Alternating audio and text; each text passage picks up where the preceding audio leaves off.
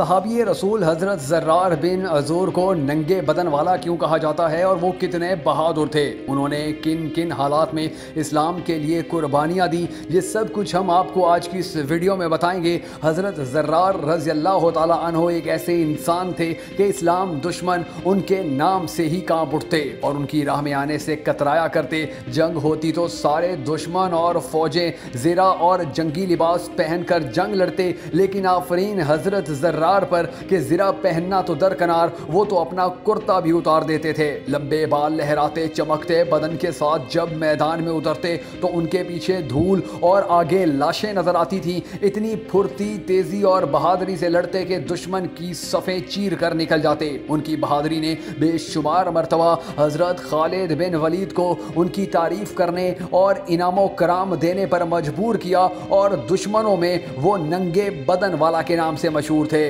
رومیوں کے لاکھوں کی تعداد میں مشتمل لشکر سے جنگ جاری تھی۔ حضرت زرار حسب معمول میدان میں اترے اور صف آرا دشمن فوج پر طوفان کی طرح ٹوٹ پڑے۔ اتنی تیزی اور بہادری سے لڑے کہ لڑتے لڑتے دشمن فوج کی صفیں چیرتے ہوئے مسلمانوں کے لشکر سے بچھڑ کر دشمن فوج کے درمیان پہنچ گئے۔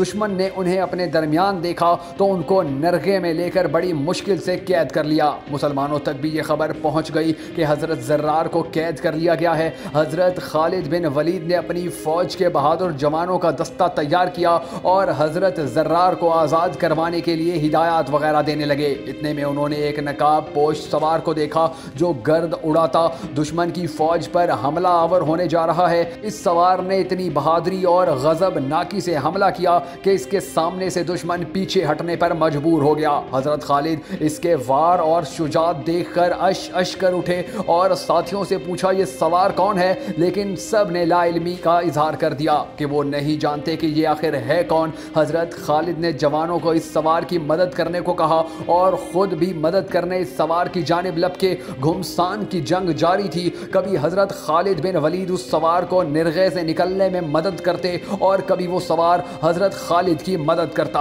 حضرت خالد اس سوار کی بہادری سے متاثر ہو کر اس کے پاس گئے اور پوچھا کون ہو تم؟ اس سوار نے بجائے جواب دینے کے اپنا رخ موڑا اور دشمنوں پر جارحانہ حملے اور وار کرنے لگا۔ موقع ملنے پر دوسری بار پھر حضرت خالد نے پوچھا اے سوار تو کون ہے؟ اس سوار نے پھر جواب دینے کے بجائے رخ بدل کر دشمن پر حملہ کیا۔ تیسری بار حضرت خالد نے اس سوار سے اللہ کا واسطہ دے کر پوچھا کہ اے بہادر بتا تو صحیح کہ آخر تو ہے کون؟ اس نقاب کے پیچھے سے نسوانی آواز آئی کہ میں زرار کی بہن خولا بنت عزور ہوں اور اس وقت تک چین سے نہیں بیٹھوں گی جب تک اپنے بھائی کو آزاد نہیں کروا لیتی۔ حضرت خالد نے کہا کہ پہلے کیوں نہیں بتایا؟ تو کہنے لگی کہ آپ نے منع کر دینا تھا۔ حضرت خالد نے کہا آپ کو آنے کی کیا ضرورت تھی؟ ہم آزاد کروا لیتے۔ تو حضرت خولا نے جواب دیا کہ جب بھائیوں پر مصیبت آتی ہے تو بہنیں ہی آگے آیا کرتی ہیں۔ پھر مسلمانوں اور حضرت خولا نے مل کر حضرت زرار کو آزاد کروا کر ہی دم لیا۔